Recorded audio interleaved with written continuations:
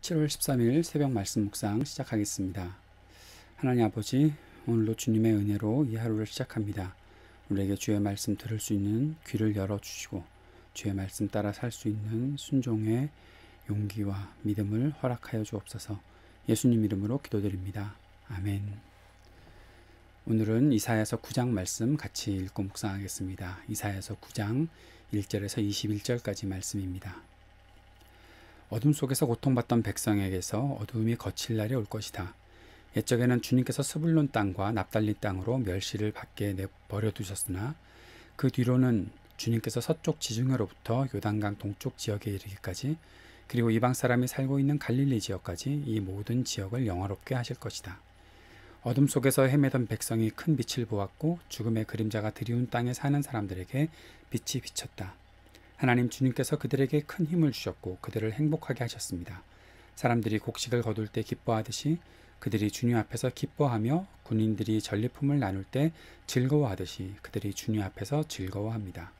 주님께서 미디안을 치시던 날처럼 그들을 내리누르던 멍에를 부수시고 그들의 어깨를 짓누르던 통나무와 압제자의 몽둥이를 꺾으셨기 때문입니다. 침략자의 군화와 피 묻은 군복이 모두 땔감이 되어서 불에 타 없어질 것이기 때문입니다. 한 아기가 우리를 위해 태어났다. 우리가 한 아들을 모셨다.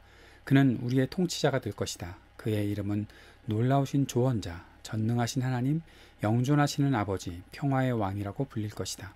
그의 왕권은 점점 더 커지고 나라의 평화도 끝없이 이어질 것이다. 그가 다윗의 보좌와 왕국 위에 앉아서 이제부터 영원히 공평과 정의로 그 나라를 굳게 세울 것이다. 만군의 주님의 열심히 이것을 반드시 이루실 것이다. 주님께서 야곱에게 심판을 선언하신다. 그것이 이스라엘 백성에게 이를 것이다. 모든 백성 곧 에브라임과 사마리아 주민은 하나님께서 그들을 심판하시는 것을 마침내는 알게 될 터인데도 교만하고 오만한 마음으로 서슴지 않고 말하기를 벽돌집이 무너지면 다듬은 돌로 다시 쌓고 뽕나무가 찍히면 백향목을 대신 심겠다 한다. 이 때문에 주님께서 그들을 치시려고 르신의 적을 일으키셨고 그들의 원수를 부추기셨다. 동쪽에서는 시리아 사람들이 서쪽에서는 블레셋 사람들이 그 입을 크게 벌려서 이스라엘을 삼켰다. 그래도 주님께서는 진노를 풀지 않으시고 심판을 계속하시려고 여전히 손을 들고 계신다. 그런데도 이 백성은 그들을 치신 분에게로 돌아오지 않았고 만군의 주님을 찾지도 않았다. 그러므로 주님께서 이스라엘의 머리와 꼬리, 종려 가지와 갈대를 하루에 자르실 것이다. 머리는 곧 장로와 고관들이고 꼬리는 곧 거짓을 가르치는 예언자들이다. 이 백성을 인도하는 지도자들이 잘못 인도하니 인도를 받는 백성이 멸망할 수밖에 없다. 그러므로 주님께서 그들의 젊은이들에게 자비를 베풀지 않으실 것이며 그들의 고아와 과부를 불쌍히 여기지 않으실 것이다. 그들은 모두가 불경건하여 악한 일을 하고 입으로는 어리석은 말만 한다. 그래서 주님께서는 진노를 풀지 않으시고 심판을 계속하시려고 여전히 손을 들고 계신다.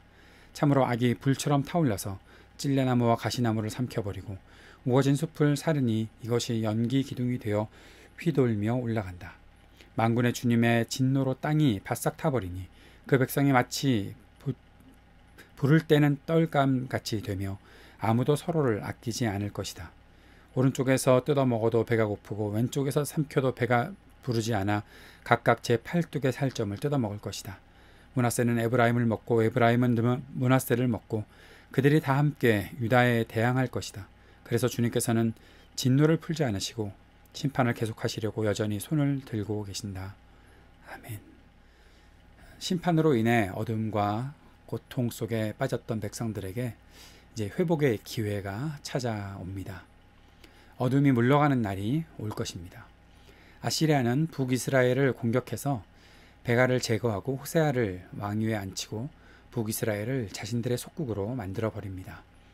그런데 이사야는 오늘 본문에서 스불론과 납달리 지역을 말하고 있습니다. 스불론과 납달리 지역은 비옥한 땅을 가지고 있었던 그런 곳입니다. 역사적으로는 전쟁이 자주 일어났던 지역이기도 합니다. 그래서 전쟁이 자주 일어나기 때문에 북이스라엘에서는 상당히 어려운 지역이었다는 것이죠.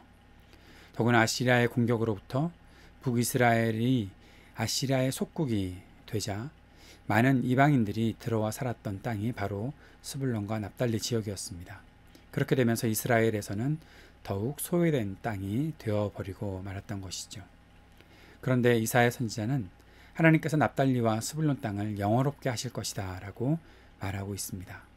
이것은 이스라엘 모든 지파에게 하시는 하나님의 일들이 일어난다는 것인데, 하나님의 영광이 그 땅에 비추이고 하나님의 영광이 임해서 하나님께서 이 모든 땅에 소외되었던 땅까지도 회복시키시고 주님의 영광을 나타내신다는 그러한 말씀으로 우리가 해석할 수 있습니다.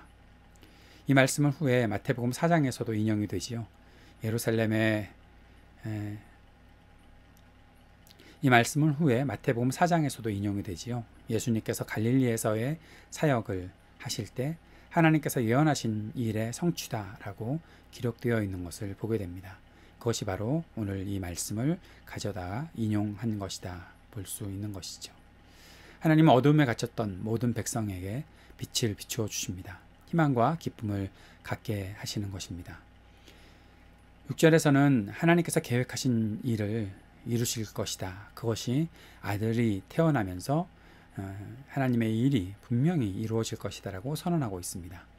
하나님께서 세우시는 평강의 왕이 오실 텐데 그는 놀라우신 조언자로 전능하신 하나님, 영존하시는 아버지로 불릴 것이다 라고 말하고 있는 것이죠. 말씀하시는 것을 이루시는 하나님의 열심을 모두가 보게 될 것이다 말씀하고 있습니다.